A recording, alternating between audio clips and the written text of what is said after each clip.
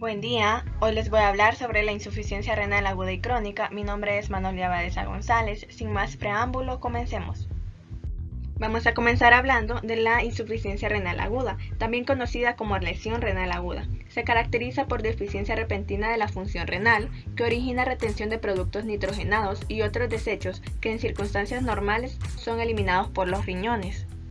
En las manifestaciones diagnósticas vamos a tener un incremento de la concentración de nitrógeno ureico sanguíneo, un incremento de la concentración plasmática o sérica de la creatinina y una disminución del volumen de orina.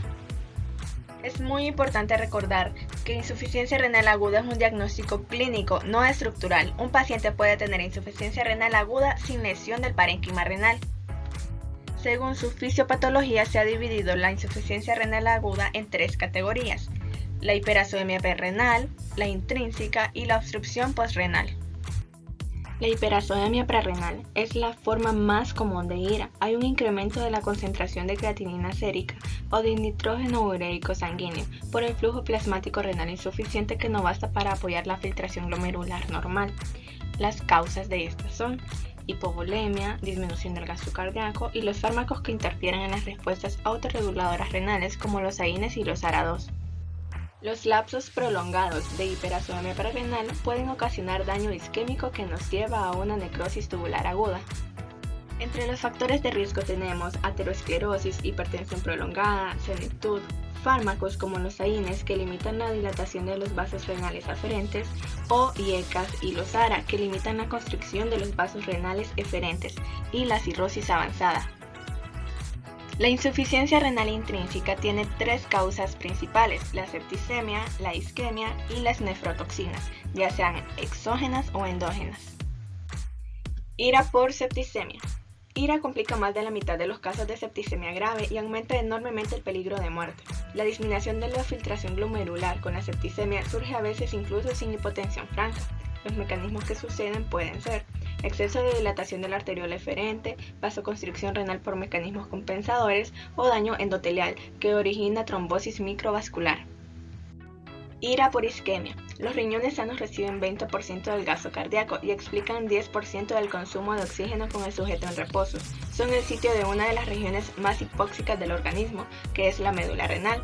La porción externa es muy vulnerable al daño isquémico por la arquitectura de los vasos sanguíneos que aportan oxígeno y nutrientes a los túbulos. La sola isquemia en un riñón normal no basta para causar IRA grave. IRA suele surgir cuando aparece isquemia en el contexto de una reserva renal limitada. Las causas son vasoconstricción preglomerular persistente, fuga retrógrada por el epitelio isquémico y obstrucción mecánica de túbulos por restos celulares. IRA por nefrotoxinas. El riñón tiene una susceptibilidad muy alta a la toxicidad por la perfusión sanguínea extraordinariamente grande y la concentración de sustancias circulantes en la nefrona hace que las células tubulares, intersticiales y endoteliales queden expuestas a grandes concentraciones de toxinas.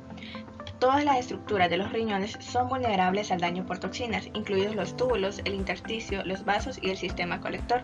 Entre los factores de riesgo tenemos senectud, nefropatía crónica, hiperazemia prerrenal e hipoalbuminemia. Entre las toxinas exógenas tenemos medios de contraste que son muy susceptibles las personas con nefropatía o mieloma múltiple, los antibióticos que causan necrosis tubular, como los aminoglucósidos que se filtran libremente a través del glomérulo y luego se acumulan en la corteza renal. La anfotericina B origina vasoconstricción renal y también toxicidad tubular directa.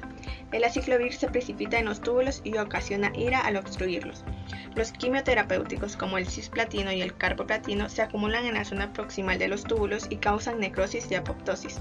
La ifosfamida puede causar cistitis hemorrágica. Bevacizumab, mitomicina C y gemcitabina causan microangiopatía trombótica. Las toxinas endógenas como la mioglobina y la hemoglobina. En la tercera categoría de IRA tenemos la obstrucción postrenal, que se va a dar por un bloqueo agudo, parcial o total de la corriente de orina, por un aumento de la presión hidrostática retrógrada y surge interferencia en la filtración glomerular o por una obstrucción en cualquier sitio entre la pelvis renal y el orificio de la uretra. Puede darse una obstrucción en el riñón por cálculos coágulos sanguíneos con presión externa o un tumor, en la vejiga por una obstrucción del cuello, por una hipertrofia prostática, por coágulos de sangre, cáncer, vejiga neurógena o administración de anticolinérgicos, y en la uretra por una estenosis de la uretra o una obstrucción de la sonda Foley. Entre las manifestaciones clínicas de IRA vamos a tener vómito, diarrea, glucosuria, hipotensión ortostática, taquicardia, disminución de la presión venosa yugular, sequedad de las mucosas, dolor tipo cólico en el flanco que irradia la ingle, sugiere obstrucción aguda de los uréteres, nicturia, poliacuria y dificultad para comenzar la micción. En el diagnóstico, cuando hay un incremento importante y persistente de la concentración de creatinina sérica en estudios de sangre, es prueba indiscutible de lesión renal. También vamos a tener una disminución del volumen de orina a 0.5 ml por kilogramo de peso por hora, por lapsos mayores a 6 horas. También vamos a fijarnos en los signos en la orina. Si hay anuria, puede indicarnos obstrucción total de las vías urinarias, isquemia grave, oclusión de la arteria renal, choque séptico sobreagudo o glomerulonefritis proliferativa grave o vasculitis. También vamos a fijarnos si hay oliguria, orina roja o parda. Al examen de orina nos vamos a fijar si hay cilindros hialinos, hematuria o piuria, cilindros granulosos pigmentados pardoterrosos, eritrocitos dismórficos, cilindros eritrocíticos o leucocíticos, eosinófilos, cristales de oxalato o de ácido úrico. En el estudio de sangre nos vamos a fijar si hay incremento y disminución de la creatinina, anemia, trombocitopenia, hiperpotasemia, hiperfosfatemia, hipocalcemia, anticuerpos antinucleares, anticuerpos citoplasmáticos antineutrófilos, anticuerpos contra la membrana basal glomerular o crioglobulinas. Tenemos la valoración radiológica, que esta es necesaria para hacer el diagnóstico definitivo de obstrucción, y tenemos también la biopsia renal. Para el tratamiento vamos a intentar la optimización de la hemodinámica general y de la renal con administración de líquidos y uso juicioso de vasopresores, la eliminación de los nefrotóxicos en la medida de lo posible y emprender el tratamiento de sustitución de la función renal si así conviene. Las indicaciones para iniciar diálisis son sobrecarga volumétrica, hiperpotasemia, acidosis, ingestión de tóxicos, complicaciones graves de la uremia como asterixis, brote, derrame pericárdico, encefalopatía hemorrágica por uremia y un BON arriba de 100 mg por 100 ml. Ahora vamos a hablar sobre la insuficiencia renal crónica. Las nefropatías crónicas son enfermedades con diferentes procesos fisiopatológicos que se acompañan de anomalías de la función renal y deterioro progresivo de la tasa de filtración glomerular mayor a 3 meses. En la fisiopatología vamos a tener los mecanismos desencadenantes, que son complejos inmunitarios y mediadores de inflamación en algunos tipos de glomerulonefritis o exposición a toxinas en algunas enfermedades túbulo-intersticiales renales. También tenemos los mecanismos progresivos, que son un grupo de mecanismos progresivos que incluyen hiperfiltración e hipertrofia de las nefronas viables restantes, que son consecuencia frecuente de la disminución permanente de la masa renal. Entre los factores de riesgo vamos a tener hipertensión, diabetes mellitus, enfermedades autoinmunitarias, senectud, ascendientes africanos, antecedentes familiares de nefropatía, episodio previo de IRA, presencia de proteinuria, anomalías del sedimento urinario, anomalías estructurales de las vías urinarias y las formas hereditarias como el riñón poliquístico autosómico dominante. Entre las causas de insuficiencia renal crónica, la más frecuente es la nefropatía diabética, casi siempre secundaria a diabetes mellitus tipo 2. También vamos a tener glomerulonefritis relacionada con hipertensión y hereditaria. Entre las manifestaciones clínicas y de laboratorio vamos a tener trastornos en la homeostasis de sodio, agua y potasio, acidosis metabólica, manifestaciones óseas como recambio óseo con mayores concentraciones de paratormona o recambio óseo reducido con concentraciones normales o menores de paratormona, hiperfosfatemia e hipercalcemia y calcifilaxia.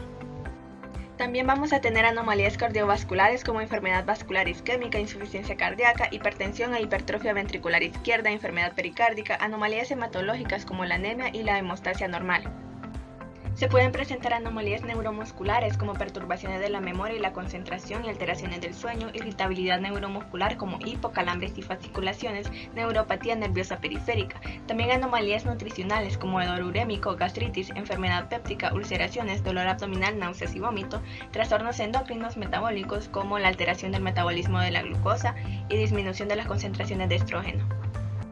El diagnóstico es muy similar a la insuficiencia renal aguda. Lo vamos a realizar mediante anamnesis y exploración física, estudios de laboratorio, estudios de imagen. El estudio más útil es la ecografía y biopsia renal.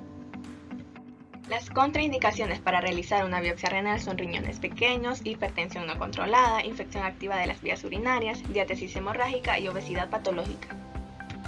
En el tratamiento vamos a tener la terapia renal sustitutiva, ya sea hemodiálisis, diálisis peritoneal o trasplante renal. Bueno, y esto ha sido todo. Muchas gracias por ver este video.